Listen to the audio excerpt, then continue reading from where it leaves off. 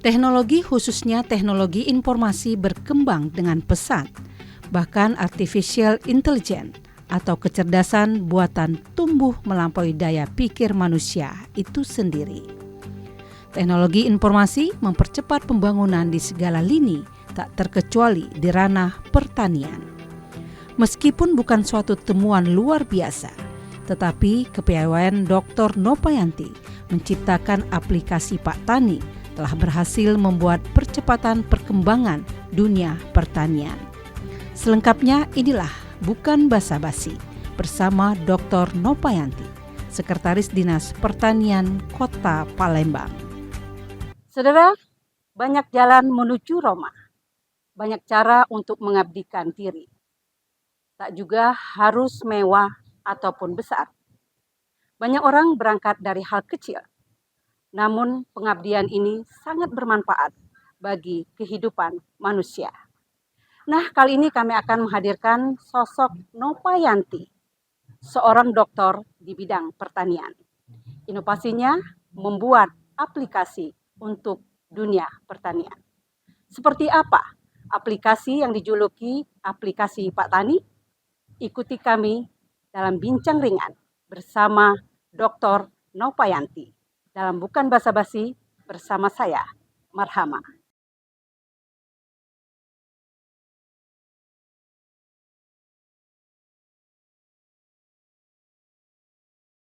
Assalamualaikum. Waduh, Bu Nopa, lagi ngapain? Kabar baik ya, Bu? Iya, alhamdulillah. Wah, ini lagi asik nih, lagi ngapain, Bu? Lagi ngelihat adminnya Pak aplikasi Pak Tani, user kita sudah 1483. Wah, luar biasa. Iya. Jadi kita nanti juga penasaran, masyarakat juga penasaran. Yuk kita bincang-bincang, tapi kita ngobrol sambil santai jalan aja ya, Bu ya. Tadi kan memang sudah disinggung tentang aplikasi Pak Tani. Sebenarnya, Bu, mungkin sebelumnya aplikasi ini secara sederhana bagaimana bentuknya, terus mungkin apa sih dan daripada manfaat dari aplikasi Pak Tani ini sendiri.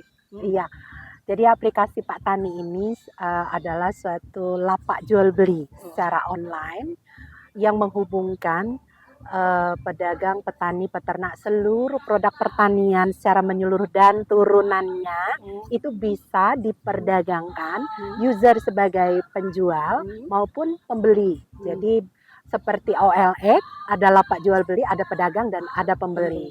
Iya.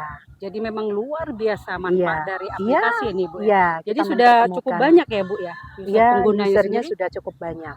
Aplikasi ini sebenarnya saya sudah desain aplikasi ini sejak zaman COVID itu tahun 2020, tapi karena keterbatasan anggaran baru kita bisa pendanaan dengan APBD mendesain aplikasi ini di akhir 2021, November, tepatnya November 2021. Dan kemudian kita launching melalui Pak Wali Kota yang meluncing aplikasi ini di Maret 2022. Dan alhamdulillah aplikasi ini termanfaatkan. Luar biasa ya, Bu ya, sangat termanfaatkan. Mungkin sedikit kembali flashback, mungkin yang mendasari Ibu sendiri untuk membuat aplikasi Pak Tani ini sendiri itu apa, Bu? Membuat aplikasi yang memang mendasar itu Ibu tergerak. Mau ada ide, ada inovasi untuk membuat aplikasi ini sendiri. Waktu itu kita semua sedunia ini kan kena pandemi COVID. Jelas seluruh perekonomian terpuruk. Baik petani, pedagang, peternak, semua nelayan, semua terdampak dari COVID ini. Mereka tidak bisa melakukan transaksi penjualan, tidak bisa berdagang karena keterbatasan dengan aturan yang kita tidak boleh bertatap muka. Kemudian kita sebagai masyarakat umum untuk memanfaatkan mau belanja ke pasar itu tidak bisa, kita takut semua. Dari sanalah muncul ide kita sebagai aparatur sipil negara, kita harus menciptakan inovasi bagaimana sih membantu masyarakat ini agar semua kita bangkit. Khususnya di bidang pertanian. Di pertanian secara menyeluruh. Dan kita juga berpikir bahwa pertanian ini bukan hanya tanaman pangan, hortikultura, kemudian kehutanan, bukan, tapi semua turunannya. Semua bisa memanfaatkan produk, memanfaatkan aplikasi Pak Tani ini.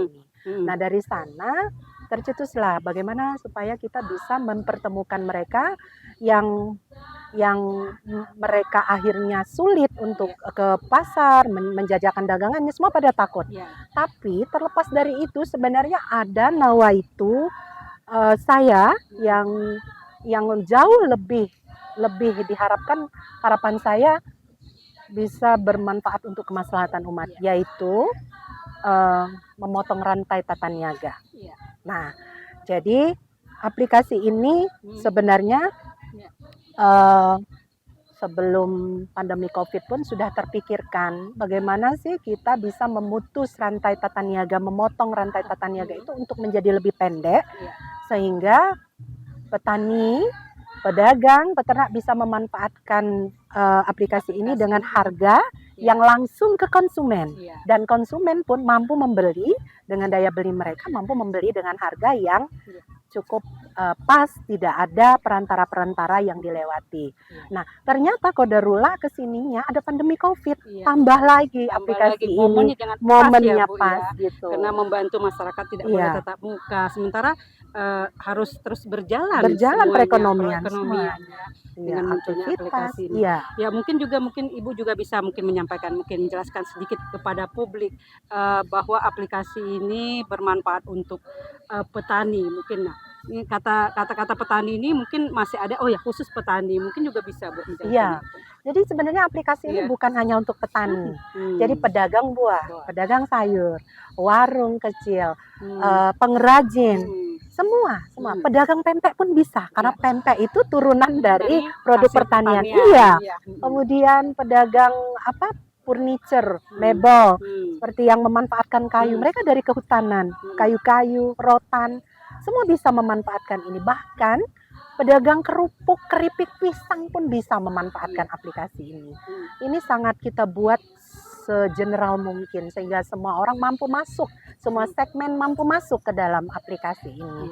Dan kita buat sesimpel mungkin. Sudah berjalan hampir 2 tahun ya Bu ya? Iya. Kurang lebih ya, dari 2021 memang 2002 hampir masuki 2 tahun. 2 tahun. Iya. Mungkin dari berjalannya aplikasi ini yang kegunaan kemanfaatan yang paling banyak dimanfaatkan dari apa nih Bu? Sebagian besar memang lebih cenderung menggunakan aplikasi ini. Iya.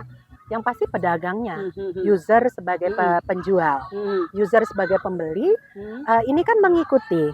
User penjual misalnya berada di suatu kota, maka user pembeli juga bisa berada di kota itu atau di kota lain. Jadi terasa sekali bahwa aplikasi ini mampu memotong rantai tata niaga dan diharapkan mampu menekan laju inflasi. Mungkin sedikit sesimpel semudah apa sih Bu menggunakan aplikasi ini? Jadi yang membedakan aplikasi ini dengan yang lain, ini sangat mudah sekali dibuat fitur yang semua orang mampu menggunakannya. Tidak ada persyaratan-persyaratan, hanya login, kemudian memberikan email atau nomor HP, dan dibuatlah ruang untuk upload foto itu tidak dibatasi, jumlah produk itu tidak dibatasi. Mereka bisa memasarkan seberapa banyak produk mereka inginkan, itu tidak dibatasi. Dan fitur-fiturnya sangat sederhana. Jadi jangankan anak kecil, yang kakek-kakek pun yang mereka punya tanaman, misalnya di kebun mereka, mereka bisa foto sendiri dan sangat mudah sekali. Langsung dipasarkan. Oke, luar biasa. Nanti kita bincang-bincang lagi ya Bu Nova. Namun tetap di sini kita akan kembali, dan saudara tetaplah bersama kami, bukan basa-basi. Kami akan kembali setelah yang satu ini.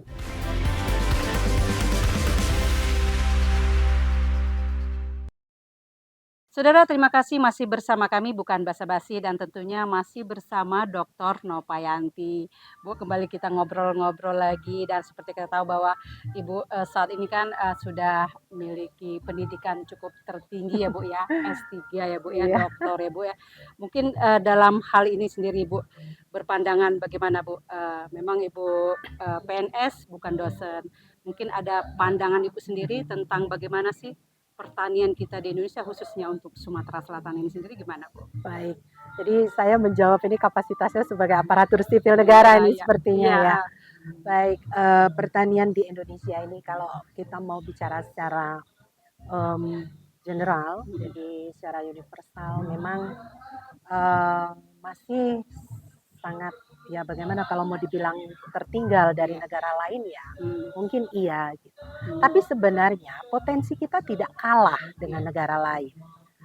Hanya saja pemanfaatan dari teknologi pertanian, kemudian kalau istilah sekarang smart farming, Iya. ini yang harus kita banyak juga belajar dengan negara-negara tetangga Iya, iya. gitu. Mungkin sedikit pandangan Ibu sendiri, Bu, bagaimana mungkin katakanlah bisa mengentaskan kemiskinan Ya, di dunia pertanian ini ya, sendiri? benar. Kita menjalankan. Memang ironis sekali kalau kita masih miskin karena Indonesia ini sebenarnya adalah negara yang kaya, potensi dengan pertaniannya sangat besar sekali. Hanya saja memang efektivitas pemanfaatan dari potensi yang kita miliki ini yang masih kita belum efektif. Kalau dikatakan tidak sama sekali salah ya. Ya. Banyak juga di antara petani-petani kita yang sudah mengarah kepada smart farming. Nah, pemanfaatan lahan yang sempit seperti kita Kota Palembang, kita orientasi kita memang bukan basis produksi, tetapi dengan smart farming kita sebenarnya bisa meningkatkan produktivitas. Nah, kita bisa bersaing dong, Bu, ya bisa, pasti ya. ya. Jadi bukan lagi ekstensifikasi, bukan lagi perluasan lahan, tapi intensifikasi yang kita tingkatkan. Jadi memang pola smart farming ini sebagai aparatur sipil negara kami sudah berusaha mensosialisasikannya dengan masyarakat. Ada beberapa program pemerintah Kota Palembang yang sudah kita telurkan, seperti ada petani milenial. Jadi kemudian pemanfaatan lahan perkarangan dengan kami memberikan bantuan kepada masyarakat seperti vertikultur dan beberapa bibit tanaman. Dan tanaman pun komoditi yang kami pilih itu adalah komoditi yang bisa memicu laju inflasi. Nah gitu. Nah, pemerintah Kota Palembang sebenarnya sudah lama mensosialisasikan, menjalankan bagaimana sih kita ayo smart farming. Kita kembali ke aplikasi tadi. Sebenarnya konektivitas aplikasi ini sendiri bagaimana, Bu, untuk mengangkat katakanlah derajat dunia pertanian khususnya untuk Sumatera Selatan. Nah, ini dia. Ya. Jadi keberadaan aplikasi ini memang lebih ke hilirisasinya. Lebih ke hilirisasinya. Jadi aplikasi ini kita buat, kita desain sedemikian rupa, itu lebih untuk memotong rantai tata niaga dengan harapan dengan rantai tata niaga yang pendek, petani, pedagang, peternak, nelayan, semua yang memanfaatkan aplikasi ini sebagai user penjual itu bisa mendapatkan harga yang sangat optimal. Ya, bukan harga yang bukan yang pembeli, normal, user pembeli ya? Yang bisa. Biasanya kan kalau ada pedagang perantara ini, harga cabai misalnya di lahan di kebun itu misalnya mereka ambil 10.000, tetapi kita masih membeli cabai mahal di pasar. Kemana harga cabai ini selisihnya? Nah, jadi dengan aplikasi ini mereka bisa mendapatkan harga yang lebih sama. Transparan ya, Bu. Ya, jadi memang lebih standar ya harganya. Iya, jadi ya. kita sebagai pembeli mendapatkan harga yang pas ke petani, dan petani juga tidak terpuruk dengan harga yang entah hilang kemana potongan rantainya ini. Gitu. Kalau menurut pandangan Ibu Nova sendiri juga menjadi problema utama bagi para petani Indonesia, Sumselnya khususnya katakanlah Kota Palembang, Sumsel khususnya itu bagaimana? Apa, Bu, problema yang mesti dihadapi? Iya, kalau saya mau bilang pemasaran. Jadi problema pemasaran. Kenapa kita tidak mampu menembus segmen pasar ekspor? Banyak faktor. Bisa jadi kualitas dari produk yang kita hasilkan. Bagaimana kita mengemasnya, mempackagingnya, dan membuat ini menjadi standar yang mampu menembus pasar dunia. Nah, masih kembali tentang pemasaran. Iya. Dan beberapa institusi terkait, organisasi perangkat daerah yang berkenaan dengan ini, kami jajaran pemerintah Kota Palembang ini memang sedang menggalak-galakkannya. Kita sama-sama tembus pasar dunia dengan sama-sama meningkatkan nilai quality dari produk yang akan kita pasarkan. agar sehingga Gitu. nantinya mampu Ya. bersaing ya Bu. Kalau kita di Hmm. Kota Palembang ini kita tidak lagi berbicara bagaimana hulunya memproduksi sebanyak mungkin, tapi Hmm. bagaimana kualitas yang kita hasilkan. Iya, jadi kualitas ini yang memang Iya. harus dijaga, Iya. yang harus tetap dipertahankan ya Bu ya, agar Iya. mereka bisa bersaing. Waduh memang kembali lagi kita break ya Bu, kita lanjutkan setelah yang satu ini. Dan saudara tetaplah bersama kami, bukan basa-basi akan kembali hadir sesaat lagi.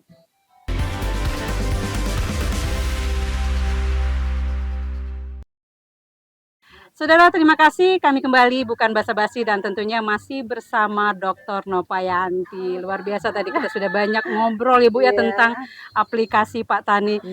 Kembali lagi bahwa kita tahu penghargaan Ibu benar-benar luar biasa. Ini sudah banyak sekali penghargaan Bu, nggak bisa saya baca satu-satu. Tapi mungkin dari sekian penghargaan yang Ibu dapatkan, apa nih Bu yang paling betul-betul berkesan di hati penghargaan yang Ibu setelah Ibu dapatkan ini? Baik, memang ada beberapa inovasi yang sudah dilombakan di tingkat kota, provinsi, jadi maupun nasional. Tapi yang berkesan ini adalah beberapa inovasi yang mampu menjadi kemaslahatan umat, bermanfaat bagi orang banyak. Apa itu Bu? Jadi seperti kemarin saya baru dapat penghargaan untuk lomba inovasi siram teh dalam pot kembang. Jadi siram teh dalam pot kembang ini adalah integrasi program pusat, program pematenan ke dalam pendanaan APBD. Jadi intinya program kegiatan kita itu memfasilitasi penyuluh-penyuluh kita yang memiliki inovasi untuk memiliki temuan, invensi untuk kita patenkan, karena itu merupakan hak kekayaan intelektual. Nah, ini saya sangat berkesan sekali bahwa ini adalah satu inovasi yang tentunya bisa bermanfaat untuk kemaslahatan Tadi kan orang banyak. Penghargaan siram teh dalam kembang itu sementara sebagai semacam apa lagi tuh Bu? Beda dengan aplikasi tadi Beda. ya? Ini apa nih Bu? Ini Temuan inovasi. ini? Inovasi apa ini? Inovasinya untuk apa? kita memfasilitasi inventor yang ingin mematenkan produknya. Tapi inventor ini khusus untuk pertanian. Ya. Kembali khusus ke pertanian. Jadi yang kita fasilitasi di sini adalah para penyuluh. Nah, kita punya penyuluh yang memiliki beberapa invensi yang ini kekayaan mereka gitu, kekayaan intelektual mereka yang harus kita jaga. Sementara untuk pematenan sendiri selama ini difasilitasi itu untuk UMKM, untuk ya koperasi UMKM gitu ya. Tapi belum ada yang memfasilitasi untuk ASN, non ASN penyuluh. Nah, ini kita fasilitasi. Tentang inovasi Ya, tadi inovasinya. ya. Jadi kita integrasikan program pematenan ini dalam pendanaan APBD dan kita bimbing sampai keluar patennya. Sudah banyak Bu keluar dari ada yang sudah paten, kita sudah keluarkan ada. Probiotik hewan ada. Dan sekarang kita sedang mematenkan satu produk pemanis buatan. Pemanis. Apa idealnya mungkin pertanian di Indonesia ini sendiri Bu? Mungkin idealnya. Mimpi Ibu sendiri apa?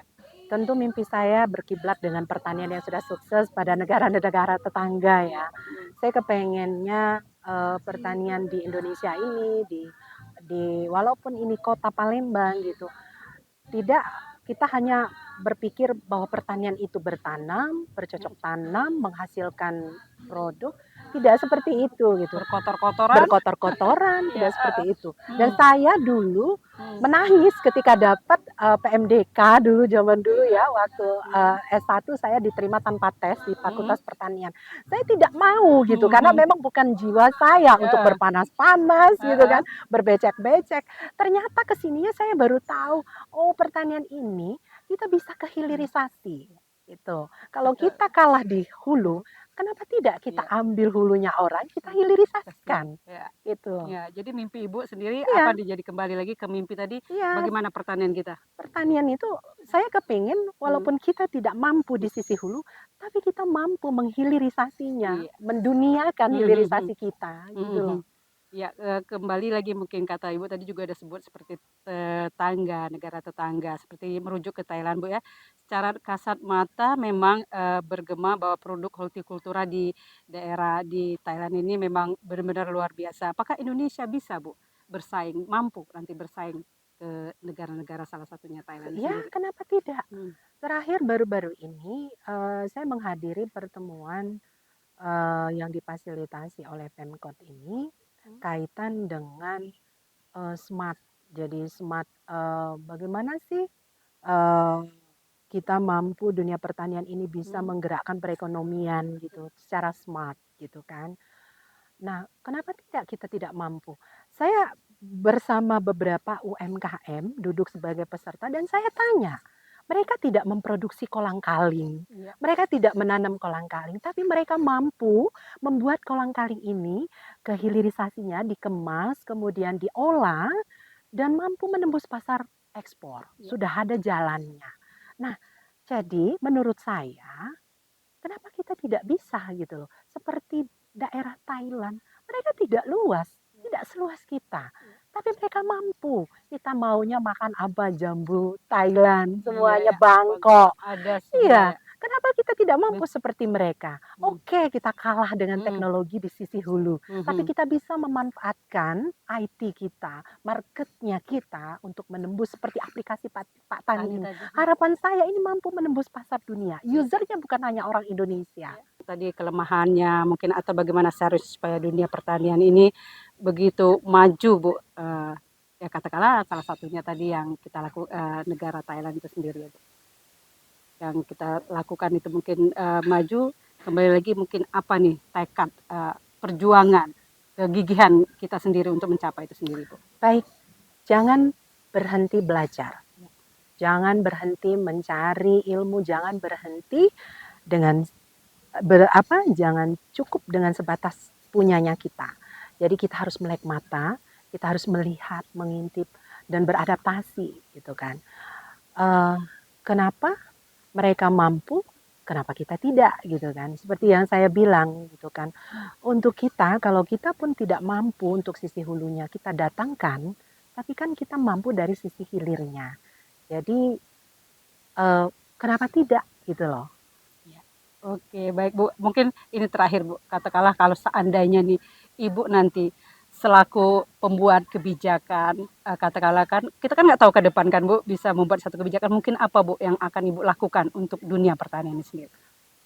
Ya, yang pasti saya menanamkan dulu uh, jiwa bertani ini kepada para pemuda yang farmer tadi ya, Ya.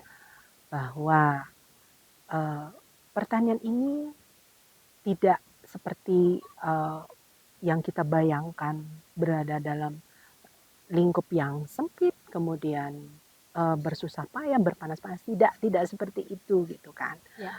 Dikatakan smart farming itu apabila kita mampu memanfaatkan seluruh IT gitu kan, teknologi inovasi untuk diimplementasikan ke pertanian. Jadi selaku dari aparatur sipil negara, saya berharap bahwa masyarakat akan melek mata gitu loh. Iya. Bahwa pertanian, dunia pertanian juga punya masa depan Iya. gitu. Nah, mindset yang kita rubah ini yang perlu waktu untuk mensosialisasikan. Kita sosialisasikan, kita tunjukkan buktinya. Ini loh, entrepreneur muda yang sukses di dunia pertanian. Salah satunya Ibu Novayanti. Iya, luar Ya, biasa. Terima kasih Ibu ya bincang-bincangnya. Semoga ini menginspirasi ya, khususnya para kaum milenial, petani milenial dan masyarakat umumnya Ibu. Terima kasih ya, banyak ya Bu ya. sama-sama. Dan saudara demikian bincang kami bersama Dr. Nopianti dan teruslah berkarya dan tidak ada kata terlambat untuk berinovasi dan berkarya karena karya akan menjadi saksi dan tentunya akan menjadi pahala bagi kita untuk ke depan. Saya Marhama, sampai jumpa.